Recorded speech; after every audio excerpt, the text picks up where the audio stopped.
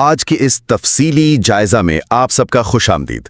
آج ہم پاکستان کی جدید تاریخ کے ایک انتہائی حساس اور فیصلہ کن واقعے پر بات کریں گے۔ بالکل، اور یہ موضوع ہے آپریشن سائلنس، یعنی جولائی 2007 کا وہ مشہور لال مسجد کا محاصرہ۔ صحیح کہا آپ نے۔ اور دیکھیں، شروع میں ہی میں یہ واضح کرتا چلوں کہ ہماری اس نشست کا مقصد کسی خاص فریق کی حمایت کرنا بالکل نہیں ہے۔ ایگزیکٹلی، ہم صرف ان دستاویزات اور حقائق کو دیکھیں گے جو سامنے آئے ہیں۔ ہاں، یعنی فراہم کردہ آرٹیکلز اور ہسٹوریکل نوٹس کی روشنی میں اس پیچیدہ واقعے کو سمجھنے کی کوشش کریں گے۔ کیونکہ دیکھیں، یہ نہ صرف ایک مقامی تصادم تھا بلکہ پوری اسٹیٹ کا مسئلہ تھا۔ رائٹ، بالکل، یہ ریاست اور ایک متوازی نظام یعنی ایک پیرالل اتھارٹی کے درمیان ٹکراؤ کی ایسی بڑی مثال تھی جس نے آنے والے برسوں میں ملک کی سمت ہی بدل دی۔ میں تو اسے ایک ٹرننگ پوائنٹ مانتی ہوں۔ واقعی بہت بڑا ٹرننگ پوائنٹ تھا۔ تو سیدھے ملٹری آپریشن پہ بات کرنے سے پہلے یہ جاننا بہت ضروری ہے کہ دارالحکومت کے بیچوں بیچ واقع ایک مسجد کیسے اس حد تک تناؤ کا مرکز بن گئی۔ اصل میں یہ سب اچانک نہیں ہوا۔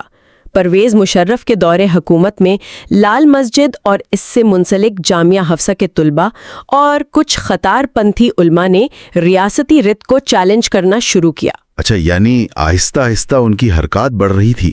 ہاں بالکل، اور تناؤ اصل میں تب بڑھا جب انہوں نے ویجیلانٹی کاروائیاں یعنی خود ساختہ انصاف کا نظام شروع کر دیا۔ مطلب انہوں نے قانون اپنے ہاتھ میں لے لیا۔ دستاویزات میں ہے کہ وہ سرکاری عمارتوں پر قبضہ کر رہے تھے اور معاونہ مجرموں کو اغوا تک کر رہے تھے۔ صحیح کہہ رہے ہیں آپ، اور اس کے ساتھ ساتھ ان کا ایک سخت شریعہ قانون کے نفاذے کا مطالبہ بھی تھا، اور سب سے بڑی بات کہ مسجد کے اندر ہتھیاروں کا ذخیرہ جمع ہو رہا تھا۔ یہ تو حکومت سے خلم کھلا تصادم تھا۔ ٹھیک ہے، آئیں اسے سمجھنے کی کوشش کرتے ہیں۔ ہاں بتائیں۔ یہ تو ایسا ہی تھا جیسے دارالحکومت کے دل میں ایک چھوٹی سی ریاست قائم ہو گئی ہو، جہاں ایک گروہ خود ہی پولیس، جج اور جلاد کا کردار ادا کرنے لگ جائے۔ اگر ہم اسے بڑی تصویر سے جوڑ کر دیکھیں تو بات اصل میں ریاست کے وجود کی آتی ہے۔ وہ کیسے؟ دیکھیں، جب کوئی گروہ قانون اس طرح ہاتھ میں لیتا ہے تو ریاست کے پاس اپنی طاقت کی اجارہ داری یعنی مونوپولی آن پاور بچانے کے لیے راستے بہت کم رہ جاتے ہیں۔ صحیح بات ہے۔ پھر تو ٹکراؤ لازمی ہو جاتا ہے۔ پھر جب مذاکرات ناکام ہو گئے تو آخرکار ریاست کو آخری راستہ اختیار کرنا پڑا۔ وہ راستہ کیا تھا اور اس کے نتیجے میں پھر کیا ہوا؟ ظاہر ہے، جب بات چیت سے مسئلہ حل نہیں ہوا تو پاکستانی فوج نے مسجد کمپلیکس کا کنٹرول واپس لینے کے لیے آپریشن شروع کیا، جس کو آپریشن سائلنس کہتے ہیں۔ بالکل، اور اس آپریشن میں شدید لڑائی ہوئی، دونوں اطراف سے بھاری ہتھیاروں کا استعمال ہوا، جس سے جانی نقصان بھی بہت زیادہ ہوا۔ یعنی اس میں سیکیورٹی اہلکاروں کے ساتھ ساتھ عسکریت پسندوں اور عام شہریوں کی ہلاکتیں بھی ہوئیں۔ ہاں، بدقسمتی سے وہاں طلباء اور عام لوگ بھی آگ کی لپیٹ میں آ گئے تھے، اور یہی سب سے بڑا تنازع ہے۔ یہاں آ کر حقائق واقعی بہت پیچیدہ ہو جاتے ہیں۔ ایک تعلیمی اور مذہبی جگہ پر ہونے والی اس طرح کی عسکری کارروائی نے تو بہت افراتفری پھیلائی ہوگی نا؟ بے حد افراتفری تھی۔ سوچیں، جہاں عام لوگ، خواتین اور کم عمر طلباء پھنسے ہوئے ہوں، وہاں اچانک آپریشن ہو تو کیا منظر ہوگا؟ اور اسی لیے شاید ہلاکتوں کی اصل تعداد آج تک متنازع ہے۔ کوئی کچھ کہتا ہے، کوئی کچھ۔ اصل میں اسے عسکری زبان میں فوگ آف وار کہتے ہیں۔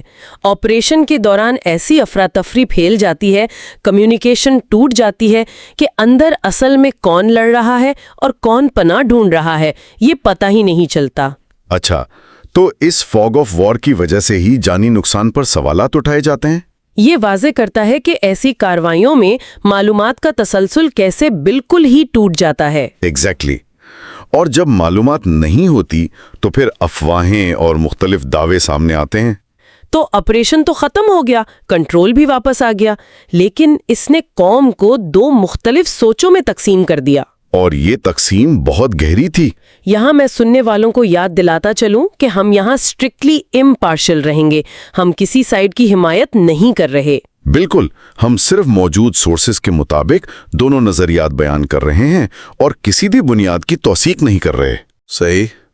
تو پہلے ناقدین یعنی کرٹکس کا نظریہ دیکھتے ہیں، ان کا کہنا ہے کہ حکومت نے طاقت کا بیجا استعمال کیا۔ ہاں، ان کے مطابق پرامن حل نکالنے میں حکومت ناکام رہی، خصوصاً اس لیے کہ اندر خواتین اور بچے موجود تھے۔ یعنی ان کے نزدیک مذاکرات کو اور وقت ملنا چاہیے تھا۔ یہ آپریشن اصل میں ریاستی ظلم اور طاقت کے غلط استعمال کی علامت بن گیا۔ یہ ان کا پوائنٹ آف ویو ہے، لیکن دوسری طرف جو حامی ہیں، یعنی اس آپریشن کو سپورٹ کرنے والے ہیں، ان کا نظریہ بالکل مختلف ہے۔ وہ کہتے ہیں کہ ریاست کے پاس اور کوئی چارہ نہیں تھا نا۔ ایگزیکٹلی، ان کا ماننا ہے کہ عسکریت پسندوں نے دارالحکومت کے بیچوں بیچ ایک متوازی حکومت قائم کر لی تھی، اور انتہا پسندی کے خلاف ریاست کی رت بحال کرنا ناگزیر ہو چکا تھا، ورنہ پورا نظام فالج ہو جاتا۔ بالکل۔ اگر وہاں سٹیٹ سرنڈر کر دیتی تو اس کے نتیجے اور بھی خطرناک ہو سکتے تھے۔ تو ان سب کا مطلب کیا ہے؟ میرا مطلب ہے، کیا کوئی ایسی صورتحال ہو سکتی ہے جہاں ایک ہی واقعہ کچھ لوگوں کو قانون کی بحالی لگے اور دوسروں کو انسانی حقوق کا المیہ؟ یہاں جو بات سب سے حیران کن ہے وہ یہ ہے کہ یہ واقعہ پوری قوم کے لیے ایک ٹیسٹ کیس بن گیا۔ ٹیسٹ کیس کیسے؟ یعنی لوگ اپنی اپنی سوچ اور تصور کے مطابق اسٹیٹ کی ذمہ داریوں کو دیکھتے ہیں۔ ایک طبقہ کہتا ہے اسٹیٹ کا کام امن قائم کرنا ہے، چاہے فورس یوز کرنی پڑے۔ دوسرا کہتا ہے اسٹیٹ کا کام شہریوں کی جان بچانا ہے، چاہے فورس روکنی پڑے۔ صحیح، عجیب سی کشمکش ہے۔ خیر، مسجد کے اندر کی آگ تو بجھ گئی تھی۔ ہاں، لیکن اس آپریشن کے اثرات نے تو پورے پاکستان کو اپنی لپیٹ میں لے لیا نا۔ واقعی یہ ایک تلخ حقیقت ہے۔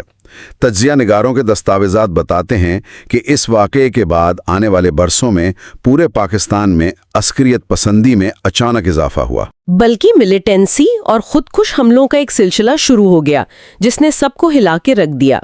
مجھے تو اس بات پر بہت حیرانگی ہوتی ہے کہ ایک آپریشن جو انتہا پسندی کو دبانے کے لیے کیا گیا تھا، اس نے اصل میں آگ کو مزید بھڑکا دیا۔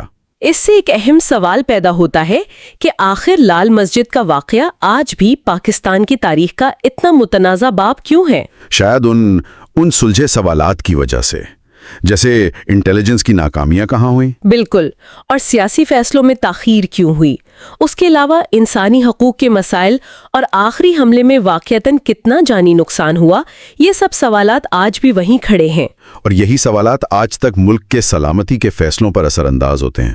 تو ہم اسے صرف ایک ملٹری آپریشن نہیں کہہ سکتے۔ ہاں، یہ نتائج اور رد عمل کا ایک تسلسل تھا جس نے دراصل آنے والی تاریخ کو ہی بدل دیا۔ صحیح بات ہے۔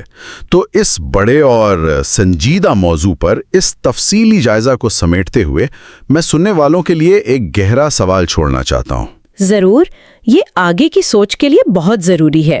جب کوئی ریاست کسی اندرونی خطرے کو کچلنے کے لیے طاقت کا استعمال کرتی ہے تو کیا اس تصادم سے پیدا ہونے والا ٹراما خود ایک نئے اور پیچیدہ تشدد کے سلسلے کو جنم دیتا ہے؟ یہ واقعی ایک بہت بڑا اصول ہے جس پر ہم سب کو غور کرنا چاہیے کہ آخر ریاستی طاقت کی حدیں کہاں ختم ہوتی ہیں اور معاشرے کا ٹراما کہاں سے شروع ہوتا ہے۔ صحیح۔